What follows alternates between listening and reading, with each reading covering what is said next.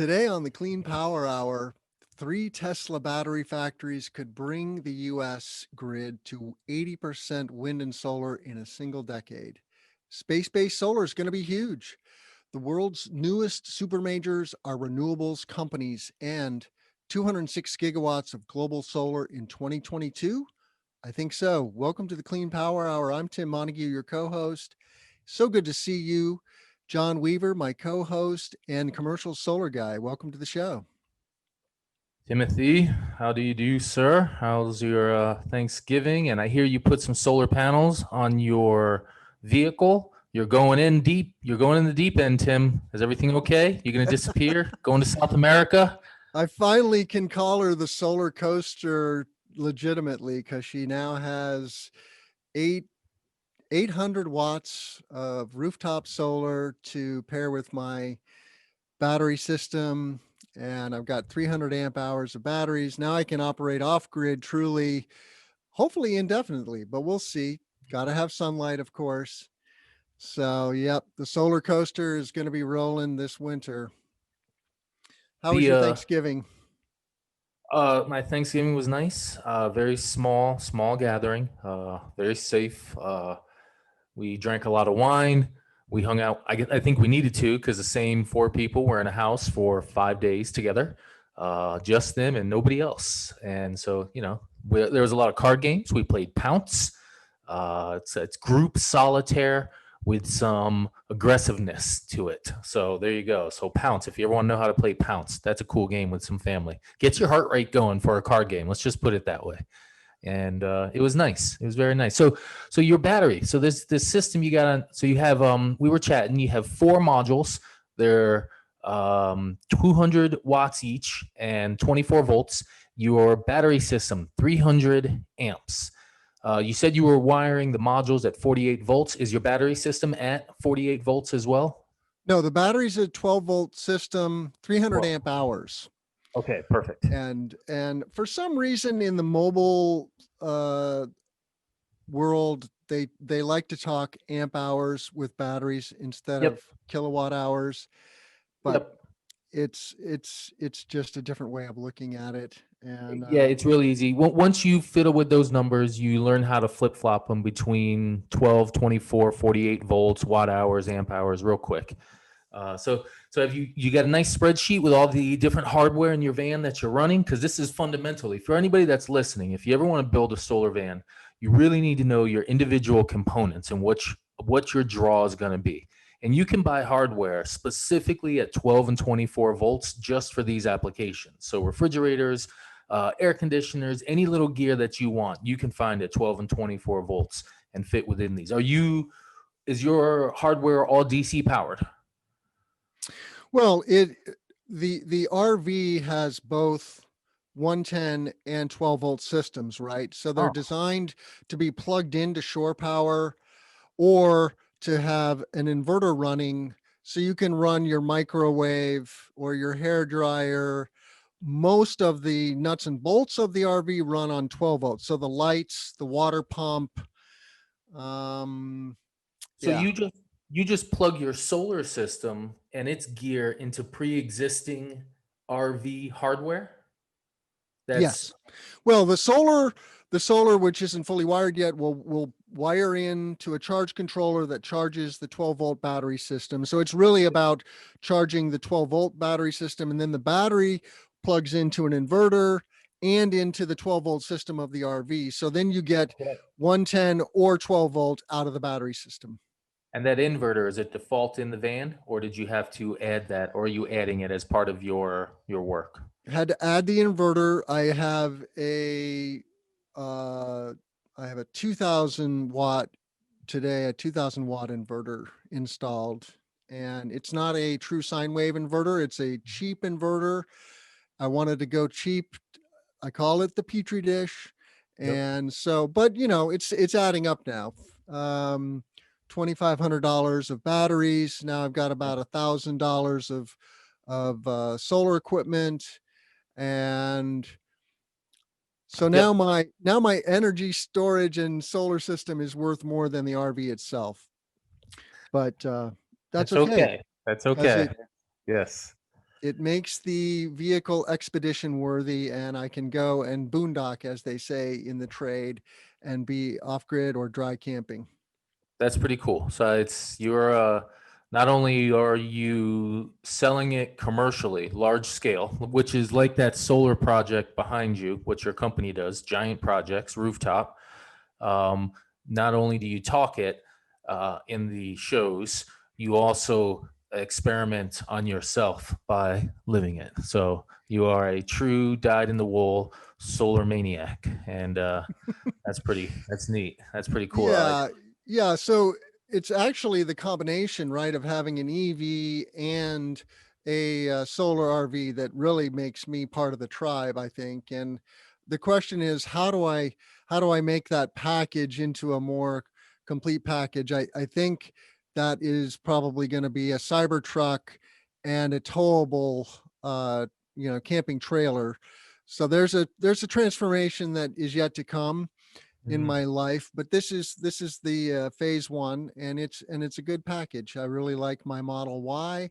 And you were talking about sleeping in the Model Y, by the way, which I'd love to hear a little more about. Is it comfortable? Yes, yeah. So the Model Y has foldable back seats and a long, flat back. It's a hatchback of sorts. It's a small SUV, a crossover, whatever term you want. I consider it a big hatchback, really, because I was aiming just to have a hatchback. That was my goal. And I'm about 6 feet tall, and I can lay down in the back, flat, straight, and be okay. If I try to extend my toes straight up, they would touch the back. If I do that at an angle, I think I fit. If I do that with my head in the sitting on the seat rest in the middle, because I like to sleep on my back and just kind of flay my arms out, I fit perfectly.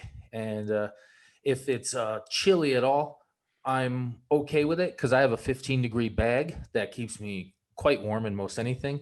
And of course, the car has camp mode, but you need a few layers of softness to build up because the surface of the back of the car material, it's more hard. It's got a rug like feeling, but it's not a soft rug. It's a protective rug to just give a surface to the materials back there. So you really want to find something soft to sleep on. And I drove highways. I've put 5,000 miles on my car in about 2 months, and I do trips. And whenever I get to those superchargers and I'm tired because I left at 3 in the morning, I just jump in the back now and take a nap. And if it's a 20, 30 minute fill up and I'm back on the road, I set my alarm for 25 minutes, 28 minutes, and I'm a good short nap. I'm almost a professional short napper at this stage in my napping career. And so I do it quite well with a charge. If I need a longer charge because I want to fill it up, um, I'll go all the way to the end and do the hour and a half sleep. And so I like to drive and go places on the weekends and camp and visit family. So for me, I bought the specific car that would fit that need, and that's why I bought this versus the Model 3, is specifically because of this large thing, and I knew I was going to camp out of it. So that was uh that was the closed deal. So there you go, Model Y. And if I ever get homeless, I can just live in the car. I mean, let's be honest. Exactly. Well, speaking of Tesla, John, Tesla is making news with their building factories now as fast as they can. And you brought us a story about the Gigafactory going up in Berlin. What's going on in Berlin? So this is a story of a video. So you might actually want to watch the video because you like videos. And Fred over at Electric, he watched this video, and in it, Elon says that this factory hypothetically is going to be 100, 150, 250 gigawatt hours of manufacturing cell capacity per year at Gigafactory Berlin. And so first off, that in and of itself, that's pretty sweet. Fred's headline is the absolute kicker. This one factory could match global manufacturing capacity, and that's something we should expect. That I mean, the industry is going to grow from cell phones to powering the power grid. So cool. What really caught me though was when I thought about the size of that and another document I've read before. So there's another article right below there for 12 hours of energy storage being able to drive the US to 80% wind and solar. And this was a report done by a really great doctor Dr. Caldera, Ken Caldera, who just writes research on all kinds of neat stuff. And he did an analysis on all the three major US power grids. And he said, roughly, we could get to 80% wind and solar with 12 hours of energy storage as backup on a nationwide level without adding major power lines. So we could have an 80% clean power grid with 12 hours. Now, in that document, you see it right there. 12 hours, 5.4 terawatt hours of energy storage. So we're like, wow, 5.4 terawatt hours. That's such a giant number, I guess. All these numbers, they just kind of fuzz together in my head. But if we go back to that article, that Elon Musk factory, he said, let's say 200 gigawatt hours, just to make the math real easy. 200 gigawatt hours over the course of 10 years would make 2 terawatt hours. 2 terawatt hours times 3 factories would make 6 terawatt hours. 6 terawatt hours is enough to allow the United States to have 80% wind and solar. And it would take 10 years of manufacturing. And Elon Musk would be able to build the factories in a year and a half. So it's late 2020. We'll let Elon start next year because he's doing a few things. So starts building January 1st. Factories are done by the end of 2023. Within 10 years, 2033, 80% wind and solar. And we still got 20% nuclear, 10% hydro hanging out. 3 buildings built in the United States could change this intermittency issue that we say we have. That's it. 3 buildings. Yeah. What you're putting your finger on here, John, is the practicality of cleaning the grid and cleaning the economy, right? And going 100% wind, solar, and storage. It's totally doable. This is not even a moonshot type of a challenge. And now Musk is building the Terafactory in Austin, Texas. The other thing that I wanted to real quick touch on, John, is in your story there from 2018 from PV Magazine, it says $350 per kilowatt hour, right? I know. And we're already down at $100 a kilowatt hour here in 2020, aren't we? I love that. I knew, and it's funny because when I wrote these articles then, I'm always like, these prices are going to be lower. And I'm like, I'm going to put a lower number that might annoy somebody. And so in 2018, I wrote 350 might annoy somebody. But you know what? Oh, it's great. That means it moved faster than all of us were feeling comfortable saying. It's at $100. It's at 50. We're at 50. We're going to be at $50, dude. We're going to be at, it's going to be much lower than anybody considered. Yeah. This is the nature of tipping points, right? The S curve is happening. We're going vertical into the S curve. We're still at the bottom of the S curve. And then once we get a few more factories online, we go vertical, right? And so truly by 2035, a clean grid is totally doable. We could totally solve the climate crisis, create tons of jobs, create tons of economic growth. It's not really a problem. It's just a matter of willpower. Like, will we do it? Will we step up? I wonder how many factory locations and how much manufacturing capacity Musk has in the skunk works with his folks. He knows the numbers. He's talked about them, how many factories. At one point, he said he wanted 100 gigafactories, and that would fix the issue. Well, if you have a terafactory, that's 100 gigafactories right there.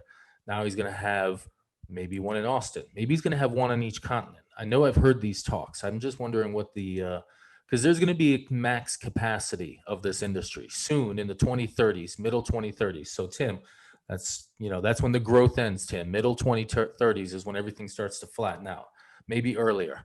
But we're only going to be at this stage of our growth with this population. We're only going to have so many factories worth of energy usage capacity, unless we like jump toward the next stage of civilization where we all have, launch ourselves into space on laser beams every day. But we have space-based layers or space-based solar for a next article. But with the amount of energy we're going to use, the volume that we're going to economically be able to use, Musk is probably pushing on that so he can get the factories built first. And I bet there are meetings once a week within his group saying, listen, why don't we have these 7 factories ready right now? Who's funding it? Where are we building it? How do we do it so that we don't freak out the world and so that our competition doesn't move faster? How do we capture it while not having the money? So are there like factories being built on the DL somewhere, like land being cleared, stuff being processed? You can't do that with a public company, but there should be. And I don't know. I'm wondering what's going on in the beehive there at Tesla with these factories, because they're building buildings. That's what they do now. Indeed. The machine that builds the machine that builds the machine. Yep. I love that 3-layer cake. And before we get to the space-based solar story, which I am excited about and always will be because I love space, we are just space mites, John. That's all we are. Space mites on a fleck of dust floating through an enormous universe. But solar and wind companies are the new super majors. And this was a Bloomberg story that you brought to us. It's hard to believe that now clean energy companies are bigger than oil companies, right? Yeah, I mean, there's a neat chart in that article there where they show electricity use outpacing, already beating oil consumption globally, and outpacing it in terms of growth, going out through like 2050 to like tripling it, and that's pretty neat. I'd never seen that chart, I guess, or maybe it just in the setting it really grabbed me. But the amount of electrification is real, and it seems like it's getting bigger. And I kind of like the futurism of electrification versus the fossil age. And so it just seems kind of neat. Yeah, there you go. Check out that chart. That's a significant chart. Think about that. Those things, those numbers, these companies that are being outpaced here. NextEra. Oh, I love NextEra. What I don't know, just that long continual growth at NextEra. If anybody wanted to make an investment for their pension so that they could get X amount of dollars when they're from the age of 65 through whenever, buy some NextEra, because that company is full of cold-hearted power brokers that build electrical facilities, and they do it professionally, and they build based on electrical gear. There's no emotions there. It's, we got the best hardware, we got the best designers, the best engineers, and we get the best prices because we're the biggest. So give us your project. And that's how they win. And they're going to keep doing it for like 20 years. And it's so cool to write the stories when they win these big bids. Oh, man. So it's just neat. It's neat to watch these companies. There's like 290 gigawatts of future capacity in the companies covered here in their 2030 goals, something like that. I added it up and I estimated one for NextEra because they don't really have one. I put NextEra at 50 gigs. They're going to have 50 gigs deployed by 2030. So, I mean, that's 300 gigawatts of capacity right there between those 4 companies in wind and solar, their goals by 2030. That's a sweet number. Yeah, I'll say. There's another chart here I wanted to look at, and this brings China into the picture, which wasn't in the picture before. China Energy Investment Corporation, and this is comparing 2010 to 2020. Look at that growth, 279% growth in CIE, NextEra 377%, Iberdrola 82%, Enel 177%, Electricite, never heard of that. A French Love company. it. Yeah. Sorry, what? Neither have I. That might be the French power company for the nation, but it's always neat when you see a huge financial group that owns major capacity that you've never Yeah. heard of. It's like, oh, I didn't even know they existed. And look at that. Yeah. And Engie's a French company. They're down there towards the bottom, 461% growth. They're coming on strong. Um, boy, oh boy, this is a lot of gigawatts of clean energy. And And like, that 290 number I was just putting out there, it doesn't include the China Energy Company because they don't have a published 2030 capacity ownership number. They just, or at least for this article, it wasn't discovered. And so they just have 40 gigs of capacity today. China's talking about building anywhere from 80 to 150 gigs of solar per year sometime very, very soon. That China Energy Company is going to own a terawatt. I just saw another article that said China will have 4.2 terawatts of solar by 2050. China alone might have 4.2 terawatts of solar by 2050. I just wanted to repeat that one more time, twice for the people in the back. yeah, as I said last week, I'm concerned about the growth in China just because I see there being a shortage of supplies, but hopefully I'm wrong about that. And that brings us to the next story, really. WA mine becomes first to run on solar and battery only during daylight hours. A kaolin clay mine. What the hell is kaolin clay? I have no idea.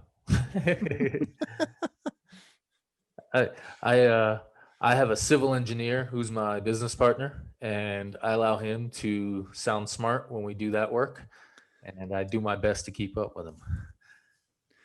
So Western Australia has done a solar and storage project that allows this mine to operate off grid. Is that what I'm reading here? Well, the facility's already off grid, so it's running on diesel generators. It's in the middle of nowhere. There's no Okay. humans here other than the miners and the dingoes. There's nothing here. This is Western Australia. Only on the coasts in Western Australia are there people, and even most of the people are on the other coasts from this size. And first off, Western Australia and Northern Australia have some ideas on some of the largest solar wind storage projects globally, and they're absolutely just humongous, tens of gigawatts of capacity. And so that's our science fiction. If we want to talk more science fiction solar sizing, we got two projects going on there. But for this little one, it's just about shutting off a diesel for 12 hours. It's off grid. It's got a 2 megawatt diesel system, and it just runs 24/7. And so what they did is install a 1.2 megs of solar, 350 kWh of battery, and an ABB inverter. And the ABB inverter, has a really great control system. So if you're ever building a micro inverter system or a microgrid system and you wanted a control system that can control your solar, your battery, your diesel, your car, I don't know, whatever, the ABB unit would do it. And so now they have 14 million liters of diesel that's going to be saved over the course of 25 years. And I just did a real rough calculation.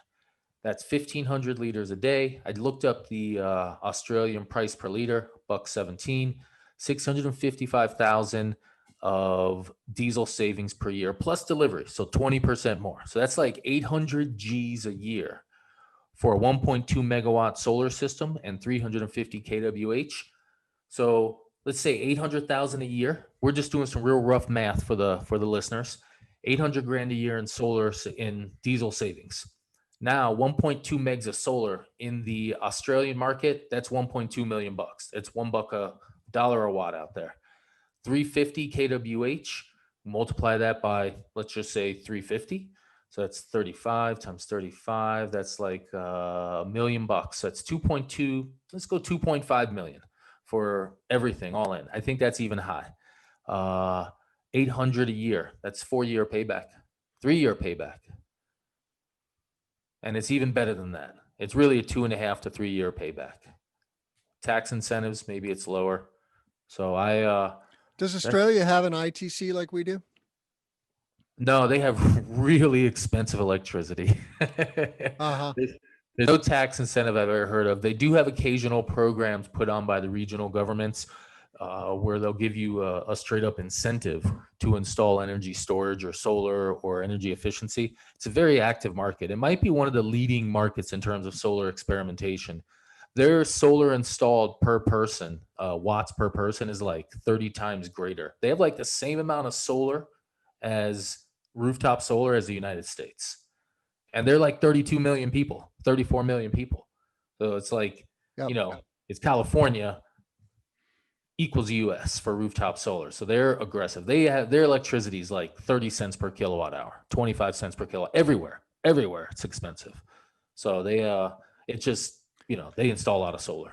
And That's what I'm okay with electricity being expensive because when you're making it with coal, which is what most of the world is still doing, it has many negative ramifications for us. So we truly do need to be conscious of electricity. We tend to take electricity totally for granted absolutely. and be totally ignorant of the environmental and health costs of producing electricity. And that's why I feel so strongly about the clean energy transition, because 1 million people a year are dying from air pollution. And that's a lot of people. Not to mention that we're screwing future generations with climate change. Every day I think about it. Yep. It definitely keeps me up at night. And so I can't wait, though. I need to go to this space solar story because it is just so cool. And this is an awesome photograph from NASA. This is a BBC story, but this is all over the news. Not a photograph. It's a drawing, artist rendering. Come on now. Yeah.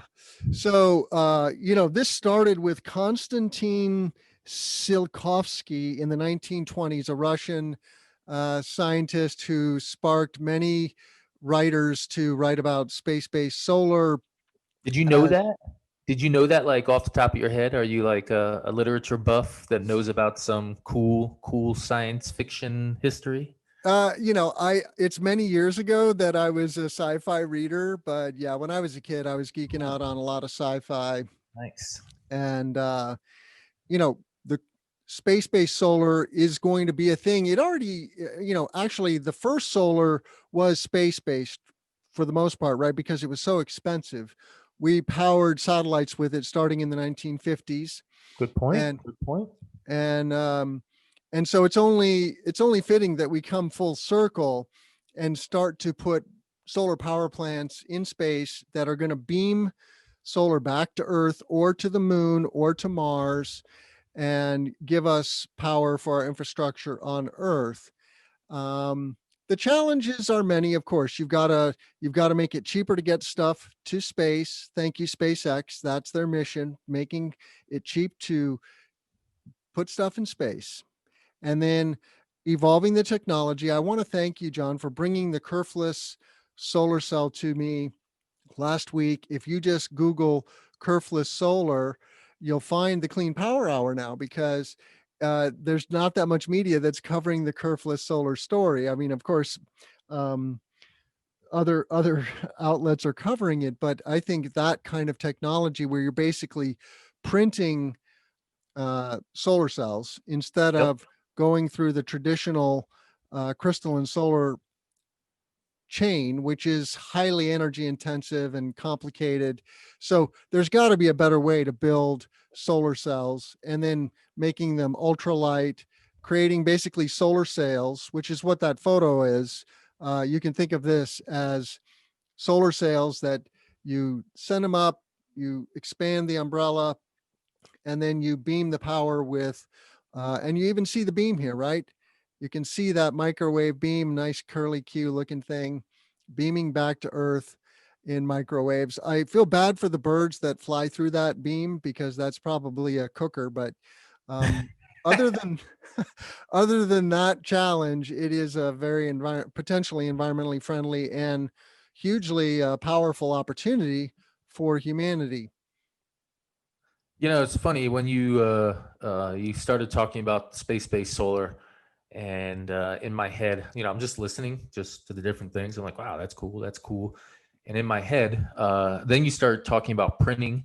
And I went back to thinking about what Mr. Musk is doing. Ah, that's what it was. You brought up SpaceX and bringing things to space and making it cheaper. And in my head, I always think 3D printers, because I'm a big 3D printer fan. And I think 3D printing, when we get better at it with metals, is going to be is distributed manufacturing is going to become a thing. And when we get so good at it that we can shoot the 3D printers into space, and they will then print things directly there. I assume it'll be much easier to shoot up a machine or three and then shoot it raw materials, because you could just send up a dumb capsule with raw materials and it just clunk, plugs into the side, clunk, plugs into the side. When it's empty, it falls off, parachutes back, we refill it, send it back, and it's just always sending up raw silicon, raw copper, raw this. And you need a much dumber machine, and you could probably send up 6 of them on top of a SpaceX rocket. Who knows? And then so immediately I think, okay, 3D printing, solar cells in space, making battery cells maybe. Is Elon Musk modeling factories in space being shot there from a SpaceX rockets already? I know some people are thinking it. I'm thinking it. We've been talking about 3D printing the facilities, the machines in space for a long time. NASA's talked about 3D printing solar cells on the moon. Who's doing it hardcore? What companies right now have, what rich person has said, you know what, I'm going to spend 10 million bucks and we're going to develop the ideas behind 3D printing space with today's tech and looking at other stuff? Governments are researching it. Somebody's going to do it. I want to invest in that company, that idea. Sit atop a rocket, print some machines in space. Solar would be it. That'd be cool. Yeah, there is a burgeoning space mining industry. It's going through some booms and busts, but there are companies that are planning to capture and mine asteroids for rare elements. And yes, Elon Musk is definitely thinking about building factories in space. He has to have that in order to colonize Mars, in order to have a backup for humanity in case there is a major asteroid strike here on Earth that snuffs us out just like that. Poof. So it's in his head, and it's important. So we need to keep leaning into this. The Chinese are leaning into it hardest of all, I think. They have a project called the Omega Project. I like that name, the Alpha and Omega, the end all. And The Chinese are landing on the moon today with a machine. yes, yes, the Chinese are getting serious about space. And when you look at lunar landings and Mars landings, they are right up there. And we just don't cover the news much about China and space, but they're gunning for it big time. I like Space Explored. It's spaceexplored.com. It's within the family of the Electric 9 to 5 Google websites, run by a guy named Seth Weintraub. Real smart guy. He follow him on Twitter. And Space Explored is now my new cool go-to layperson space article that grabs news from all over sites and keeps up with the neat stuff. And of course, reports on SpaceX, because for me, that's the most generally most exciting space stuff going on. Do you know the Angry Astronaut on YouTube? I do not. I don't do much YouTube. I feel so bad. I should watch more video, but I read. That's my thing. I read like an animal. Well, you can use YouTube as audio only. So anybody out there who thinks of YouTube as a video only outlet, think of it as an audio outlet also. You have to get a premium subscription on YouTube in order to turn the screen off on your phone and just listen to it. But that's what I do when I'm doing chores, when I'm driving, when I'm shopping. I listen to YouTube videos and check out the Angry Astronaut because he does wonderful animations about Mars missions, space missions, SpaceX, all things space, and they're beautiful and they're intelligent. So check it out. I want to go to your story though about the global solar market, and you found a story promoted by Jenny Chase Oh, on Twitter. yeah. So Jenny Chase is she works for Bloomberg, Bloomberg New Energy Finance. She's a global analyst, And she's if you're going to follow anybody on Twitter, that is the person you should follow. Yeah, you're not going to get to see this report unless you spend $5,000 a year. That's why you follow Jenny, because sometimes she'll give you tidbits and talk about the report. So Right. they work very hard, and they're real smart. And so there you go. Jenny's talking about global capacity in 2022 and what they think it could hit. And in an optimistic, bullish model, 206 gigawatts could hit the Earth in 2022. And that's my first number for 2022. And it's also the first near term 200 gigawatt estimate. Wood Mackenzie, Renewables and Power, Wood Mackenzie Renewables and Power,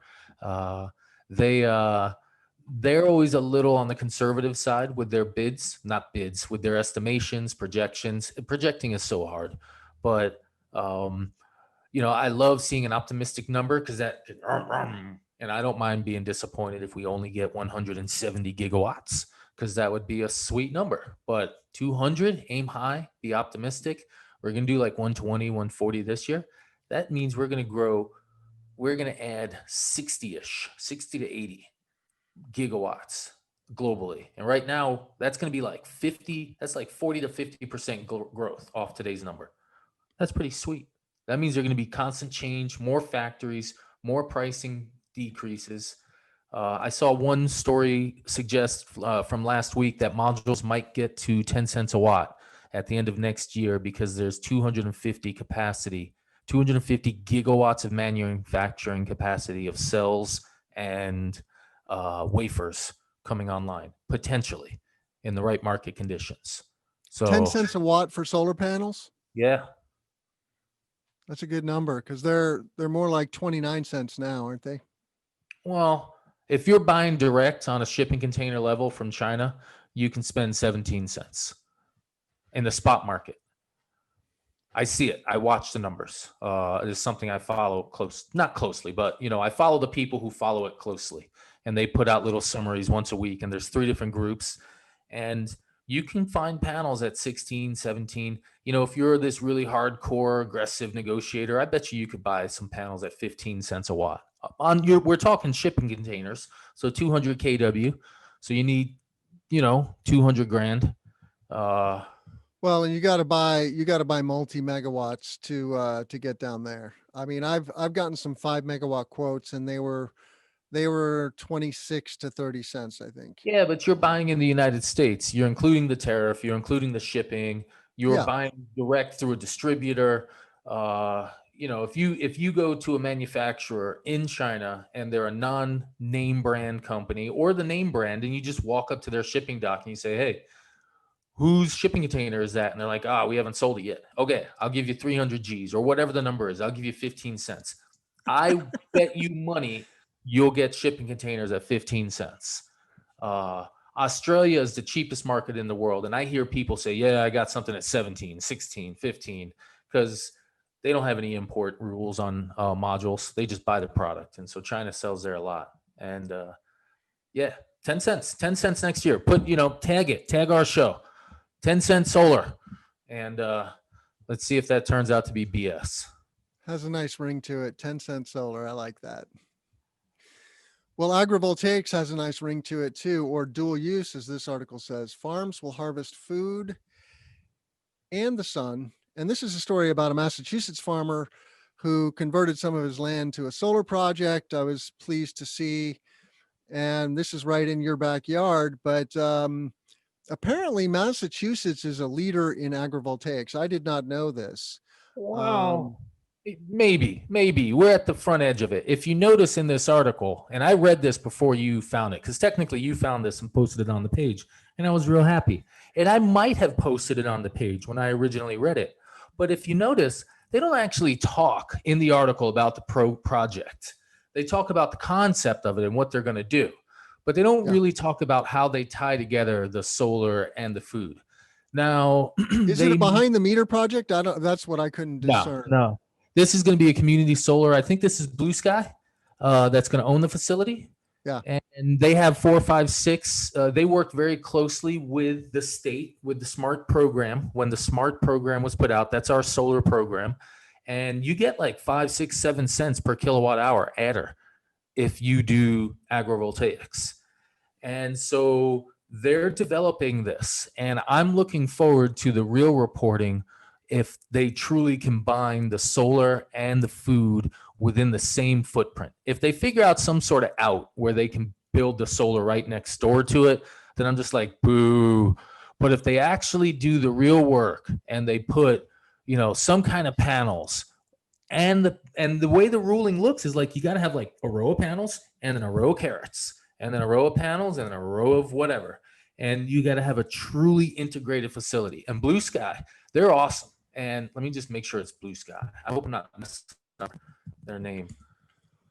It's not Blue Sky. I feel that's wrong. It's a blue something. Blue Solar Boston. Blue They're Wave. Blue Wave. Wave Solar. Let's say that again. Good company, Community Solar. They develop standalone 1 to 5 megs, 1 to 7 megs.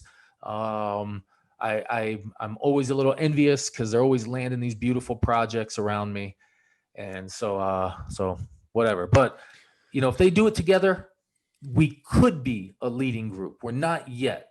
We've put out the money for it. We have the thinking of it. We've developed a program. The University of Massachusetts at Amherst, there's probably people within there that might become world leaders within this technology because they're doing some of the original work. So we'll see. I am very optimistic of it. And Blue Wave is a smart company. They do great things. Amherst does amazing things with solar, and they look to seem smart. And I trust them. So I think we will be. I don't want to say we are yet because that would be tooting a horn, counting some chickens before they're hatched, all those cliche phrases there. Yeah, I think UMass Amherst definitely. I gave a talk on agrivoltaics about a year ago, and that rings a bell. That UMass Amherst is definitely a player. I wanted to also highlight this company called Ag Solar Solutions, which was mentioned in the article. They seem to be trying to franchise basically farm-based solar solutions, working with different EPCs and installers around the country. I would like to learn more exactly, but this is a good thing. They're just shining a light on ag solar, and let's face it, we need to green our ag industry. Today we're growing so much cash crops, corn and beans, for example. Here in Illinois, we have some of the finest farm ground in the world, bar none. And we're growing corn and beans. We're feeding the corn to livestock, and we're making things like corn oil and corn syrup. The thing about that is that economy is truly broken. It's totally dependent on government subsidies. To run a profitable farm operation in Illinois, you're getting 30% of your income from subsidies. And farmers are the wealthiest landowners in Illinois, but their economy does not pencil. And so we need to figure out how to combine renewable energy and agriculture, like you said, on the same piece of ground. And that is truly what agrivoltaics is. And so shame on me for not reading more into this story. I think you're right. This is a little bit of greenwashing. And while this farmer is benefiting from leasing his land to a community solar developer, and that's a good thing for Massachusetts, which is now getting 14% of its power from solar, which is a shocking number in my I think it's mind. higher than that. I think it's closer to 17. It's gaining on Yeah, 7. that's a very good number. We're at around 5% if we're lucky here in Illinois. And so go Massachusetts. What's cool about that is that a huge volume of that, like of that 17%, like 10% of it is behind the meter, small scale. Mhm. Like it's one of the highest numbers for small scale behind the meter. Them in like New Jersey have like really great rooftop, and that's kind of neat. I like that. And New Jersey has outlawed converting agricultural land to solar because ag land is such a premium. We do Uh, that too. Wait, And Massachusetts as well. Pardon. Massachusetts will cut your incentive if you're on prime defined land. And there's a very large map of a huge amount of land that's defined as prime and locked down across the state. okay. Here in Illinois, we're just swimming in ag land, so I don't think those kinds of restrictions will happen anytime soon. And just for our listeners to know, a farmer can triple their income in Illinois by leasing their land to a solar farmer. Corn and beans, $300 an acre per year. That's what you can rent your land for. Solar farmers will pay 900 plus an acre. Now, the solar farms are few and far between. We're talking one solar farm per county for the community solar market. That's what what we've built so far, and so it's a tiny fraction of the landscape. But we should probably move on. I've got a story on a liquid Liquid metal metal battery. liquid metal battery. I like the sound of that. I don't know exactly what this is. Um, there's a battery company called Ambry that is linking up with TerraScale. That's a good name, TerraScale. It's it's a Terra world, and they have a battery though that is potentially long duration, which is the bee's knees, right? We all want long duration battery storage because the nighttime is a long time. The nighttime is 16 hours. So we need long duration storage. Today, most of the storage projects that we see are 4, sometimes 6 hours, right? And I know that that project in Australia is gunning for 12 hours, I think, of storage, right? Uh, Um, there's lots of projects in Australia. 12 hours is a long time at energy storage. So I don't know which one we're talking about, but yeah. So here, oh, well, I know that's what you're that. talking about. 12 Yeah, hours. the mining story that we covered earlier today, but here they're going to power a data center. Okay, many data centers could use 100 megawatts of solar, for example. I've run the numbers on a Microsoft data center in Chicago that we built, and I could only offset 2% of the of the data center's load with rooftop solar, and that's why data centers just are not that interested in rooftop solar. They need utility scale solar and wind farms. And here they're going to develop a 500 megawatt of on-site renewables and pair that with 250 megawatt hours of batteries. So, a couple of interesting things. One, uh, I don't know who wrote this, but it's really funny. It says that Ambry has been threatening to build and deploy a low cost, long duration liquid metal battery for more than a decade. And I think that's amusing, just the wording there. And, so this, in essence, to the best of my knowledge, is a flow battery.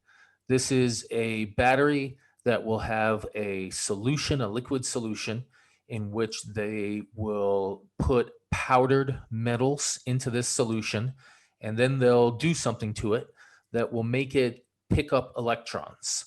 And then that liquid will flow through a system and it will go across a membrane. And when it passes the membrane, the electrons will cross the membrane to the other side of the solution. I guess it's a electrolyte thing going on here. And when they cross over, they'll start the current. And the current will be the electron heavy spin around the block of copper wiring. And so it's a flow battery. And the beauty of a flow battery, oh, look at that. Those are probably your materials that are going to be put into this electrolyte. And it looks like it's molten salt or liquid calcium alloy anode, molten salt, electrolyte. And so they mix these materials up, and the materials can soak up electrons, and then they move and they go through a cycle. Oh, look at that. And as they move through the cycle, they let loose of the electrons and they go to the other side of the battery, and then they go out into the power grid. And that's a flow battery. It's just water spinning. And so the only part you got to worry about is this pump and the membranes. because the material constantly moves. It's nice and slow. It's consistent, no headaches, no heat, and it's cool. Flow batteries, and the inputs are cheap. I read about zinc oxide. There's a company called Zinc 8 Energy. They're a British Columbian company who has a flow battery that they're building, and they have a nice deal for a 100 kW 1 megawatt system in the state of New York. And I think they actually have 2 deals signed with them. Just neat flow battery tech. If this company is really going to build a 250 megawatt hour unit, first off, that'd be the biggest flow battery maybe installed. There might be one that's 800 megawatt hours in California, China, pardon me. But 250 is not bad if they build it. But I don't know if flow batteries are really going to win the game.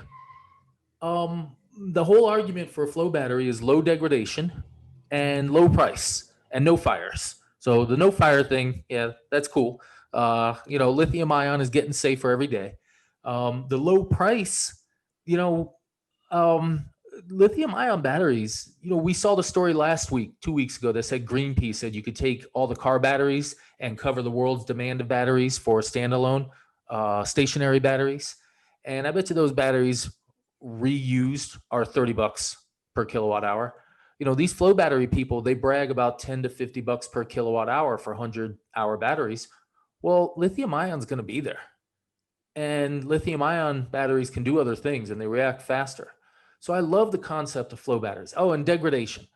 Lithium ion right now is in the 10 to 15 year degradation range. But you and I, we keep reading about stories where cars might get a 2 million hour battery.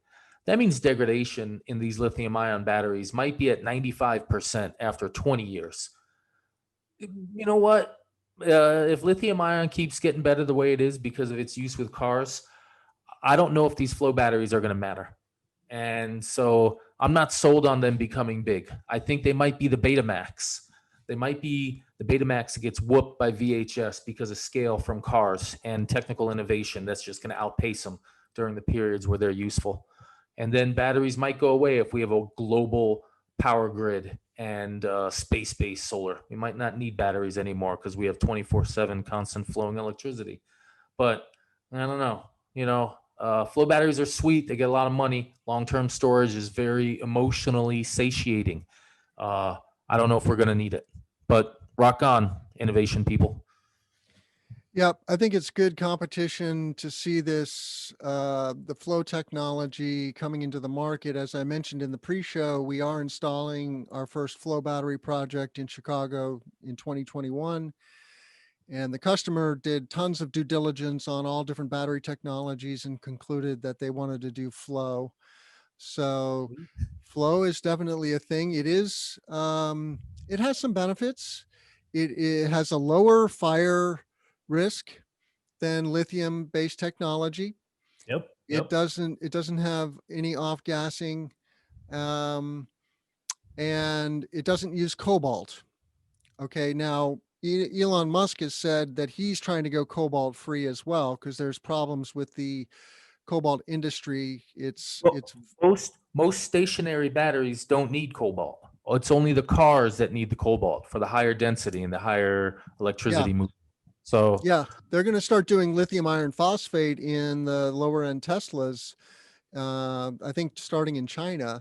And lithium iron phosphate is very popular in stationary storage. That's the kind of batteries that I have in my RV now. And so I think because we will. in those cases, you don't need the density that the cobalt gives you. And in China, I think their pitch is less that the cars are lower end. It's their lower mileage range needed. They're the same car with less range because Chinese buyers would rather get a good deal on a lesser range car because apparently they drive fewer miles, or at least they're honest about the miles they drive. Americans just like big stuff. We just like, 300 miles, rah, rah. But we really need 200. I think the Chinese are honest with their battery size needs. They're like, nah, 200 is cool. So they're going to save money on their Model 3. We're going to spend $5,000 more because we got cobalt batteries for now. Yeah. And just one last thing about Ambry. I mean, they do have some street credibility with their investors, which includes the Pritzker family. Our governor is a Pritzker. The Khosla Ventures, Bill Gates, and the French energy major Total, who is also one of the owners of SunPower, are they not? Yes, yes, yes. Well, I don't know anymore. Do they own SunPower, the development company, or do they own shares of the stock spin-off Maxion? So I don't even know what SunPower is anymore. They're a sales company now, a developer. They're a big time developer in the US. That's what I see them as. Yeah, I agree. I don't know what SunPower is anymore. I'm confused. So They still make cool panels. absolutely. Do we want to talk about this multi-billion-dollar solar silicon wafer cell alliance, or would you rather skip to another story? I, We've I, just got a couple minutes left, John, so we have to be well, this picky. I think this is a good one to finish on, and it talks about scale and some of the things that are going on. Um, and I thought that it's such a big deal and such important companies involved here that it ought be mentioned. So Yeah, so let me just say how this got started. I did an interview with Ryan Simpson at Trina a couple weeks ago. It just published last week. And so during that conversation, I was hearkening back to our conversation on the show with PVEL, right? When Mhm. Tristan came on, we're talking about all these higher wattage modules that are coming out and some of the risks of those larger physical footprints. And I asked, on the show, and then I asked Trina directly, so what are the consortia that are looking at this and collaborating so that we don't have such a um, we basically have this nuclear arms race now, right, where everybody's trying to outgun each other with higher wattage modules, and that's all well and good, but we also have to think about the practicalities of the durability of the panel. How is it shipping, those logistics? How is it going to be installed? The racking manufacturers have to account for this, and so it can't be the Wild West. It needs to be reined in. And so Ryan was nice enough to send me this story about this Trina Tongwei silicon wafer cell alliance. And I'm not familiar with Tongwei. I don't know if you are. Oh yeah. Oh yeah. I mean, I've become familiar with them over the last 4 or 5 years as I paid more attention to the solar panel supply chain, and they're one of the largest manufacturers in the early stage, making cells and wafers. They their cells and wafers are in like some of the leading solar panels that you may hear about, and so they make good product. And wafers, of course, you never know whose cell it is, but they make good wafers. And wafers are it's really just they know how to cut silicon ingots into solar cells. That's what making a wafer is. Doing it in a way that it's then can be turned into a proper solar cell, and that's what cell manufacturing is. So Tongwei, so the deal size is huge. I mean, that's really what it is. That's the biggest thing. If you get into this article, it's like 2 billion solar cells worth, and it's over multiple years. And Trina and Jinko, the two largest deployers of modules globally, have signed multiple deals over the last couple of weeks in the tens of gigawatts, 20s of gigawatts of capacity. And this deal might be like a 30 gigawatt capacity deal. And these volumes that the Chinese are now moving with the biggest companies, you're going to see, we were talking about how, oh my gosh, the world's doing 120 gigs. Well, this is the bookend to how we go from 120 to 200. And it's deals like this, where Tongwei signs a $3 billion deal with Trina, and then Tongwei builds the factory and already has the factory space location chosen and the machines chosen and this. And so now they're going to build a pipeline just for Trina. Tongwei is going to build their expert factories, and they're going to buy silicon from Daco or some huge group, REC maybe if they need it in the short term. And they're going to buy the glass. And glass, apparently, I think we talked about it last week, but the price of solar glass has gone through the roof. So, in your readings, if you see any interesting glass articles, solar glass stuff, bring that up. Price has tripled since last year, beginning of this year. And so these deals, though, they're tens of gigawatts, and they're signing tens of gigawatt deals every couple of weeks. And I'm reading in other sources that we have 250 gigawatts worth of solar cells and solar wafer deals floating out there. That's coming from Energy Trend, people checking out the, or InfoLink, or if they might be the same, people watching the markets in Asia and Taiwan and China. And so the volumes that are coming are big. The deals are being signed.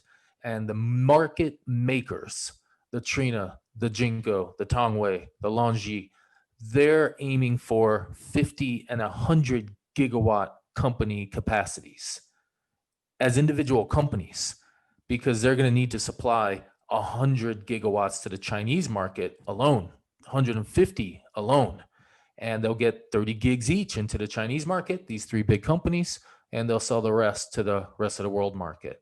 And so just to keep up with the Chinese market, which, the most, what's the word I'm looking for? The most conservative number I saw from HSBC Bank.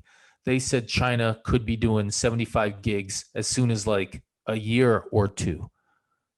If it's 2 years from now, 75 gigs, okay, well, that's half the jump we need to get to that 200 gigawatt number that BNEF talked about, because China's at like 40 gigs now. We add another 35.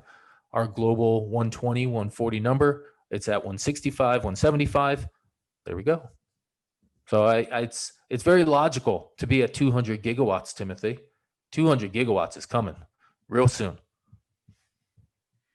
I'm with you. I'm with you, John. Well, that's a wrap on episode 22 of the Clean Power Hour. How can our listeners reach you, John? commercialsolarguy.com, or just into Google or Bing or wherever you do your search things. DuckDuckGo, Alta Vista if you're old school. Commercial solar guy. I'm on Twitter. I like LinkedIn. I write stuff on the website. I should write more. Hey, we hired a new project manager, Tim. Hey, that's me, that guy with the bald head and the big smile. That's my guy. So we hired a new project manager. Her name is Rochelle Dominique. We're hoping to quadruple the size of our pipeline because I can barely keep up with it. And so she starts today at 2:30 p.m. Eastern Standard Time. And so I'm excited about that. And, commercial solar guy, that's me. Well, congrats on the new hire. I know that was quite a journey.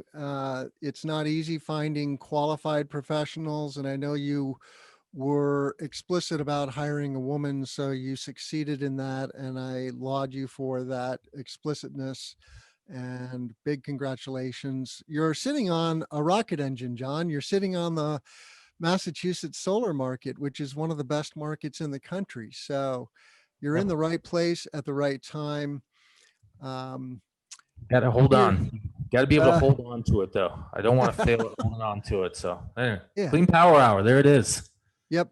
You got to grow in this industry. It's grow or die. So I want to let people know that they can find all of our content here at cesnrg.com/videos. Episode 21 isn't showing up just yet because I had not tagged it with the proper playlist, but this is episode 22, which will drop tomorrow. And when you go to this landing page, or when you view the videos on YouTube, you can hit that little subscribe button, which is really key so that we can get more people to know about our content. But please share it with your friends, make comments, tell us what you want to hear, what you want to see on the show, because otherwise we're just giving you what we think is important, which is good and relevant, but we also value your opinion. So please reach out to us. And with that, we will say sayonara. We will see you next week.